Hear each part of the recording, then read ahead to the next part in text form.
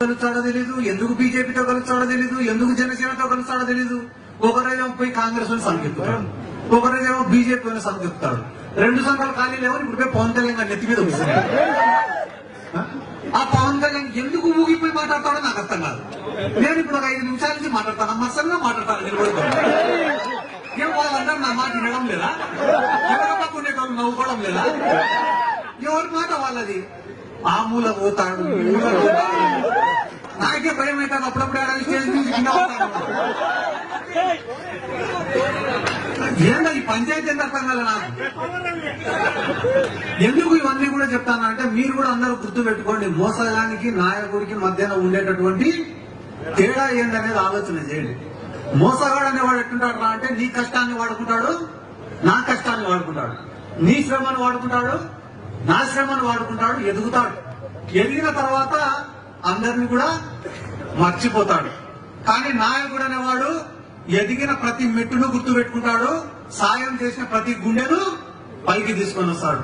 జగన్మోహన్ రెడ్డిని నమ్ముకునే ప్రతి కార్యకర్త కూడా ఈ రోజు ఒక ఎంపీటీసీనో, జెడ్పీటీసీనో, సర్పంచ్, మున్సిపల్ చైర్మన్, కౌన్సిలర్లో, కార్పొరేటర్లో, లేకుంటే కార్పొరేషన్ చైర్మన్ లో, ఎమ్మెల్యేలో, ఎంపీలో, రాజ్యసభ సభ్యులో, చిన్న చిన్న బీసీలు, ఎస్సీలు, ఎస్టీలు, మైనార్టీలు పెద్ద పెద్ద స్థానాలలో కూర్చొన్నారు కదా. పవన్ కళ్యాణ్ నమ్ముకునేది ఏం చేస్తారు? సైకిల్ గుర్తు పట్టుకొని చూస్తారు.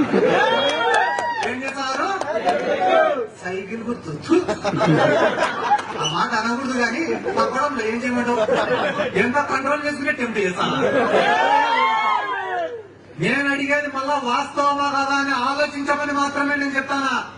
వైసీపీ చెప్పేది రండి, తెలుగుదేశం వాడు చెప్పేది రండి, జనసేన వాడు చెప్పేది రండి.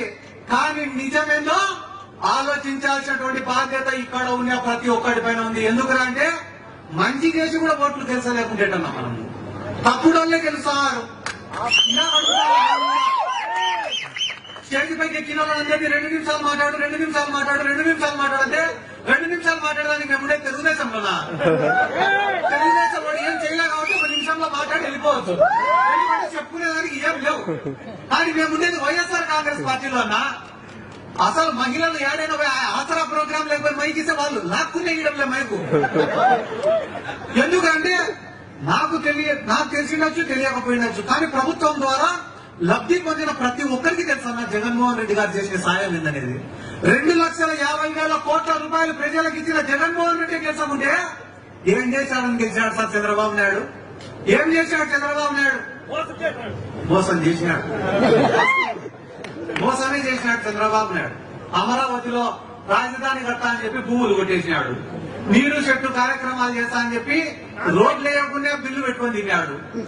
జన్మభూమి కమిటీలు అంటున్నా, ఈ జన్మభూమి కమిటీలు చెప్పడం మర్చిపోయినా. మా ఊర్లో ఒక రేషన్ కార్డు రావాలన్నా జన్మభూమి కమిటీ సంతకం పెట్టాలి, ఒక పెన్షన్ రావాలన్నా జన్మభూమి కమిటీలో సంతకం పెట్టాలి, ఒక ఎస్సీ కార్పొరేషన్ లోన్ రావాలన్నా, బీసీ కార్పొరేషన్ లోన్ రావాలన్నా, ఏం కావాలన్నా కూడా జన్మభూమి కమిటీల సంతకం. లాస్ట్ మొగుడు పిల్ల సంసారం చేయాలన్నా వాళ్ళ సంతకం. కానీ ఈ రోజు పేదవాడికి సంక్షేమ పథకాలు అనేవి ఎట్లా అప్లై చేసుకోవాలో కూడా తెలియదు, ఏమేమి పథకాలు వస్తాయో కూడా తెలియదు. అట్లాంటిది ఈ రోజు పేదవాళ్ళు సచివాలయానికి పోయి వాలంటీర్ల కాడికి పోయి మాకెందుకు రాలే పథకాలు అని చెప్పి కొట్లాడుతున్నారు. ఆ స్టేజ్ లో నిలబెట్టింది ఎవరు? ఓటు పడేది ఎవరికి? మధ్యలో వచ్చే బఫున్ గాళ్ళతో అందరి గురించి మేము మాట్లాడాలి, మధ్యలో వచ్చే బఫున్ గాళ్ళ గురించి మేము మాట్లాడాలన్నారు. ఎవరన్నా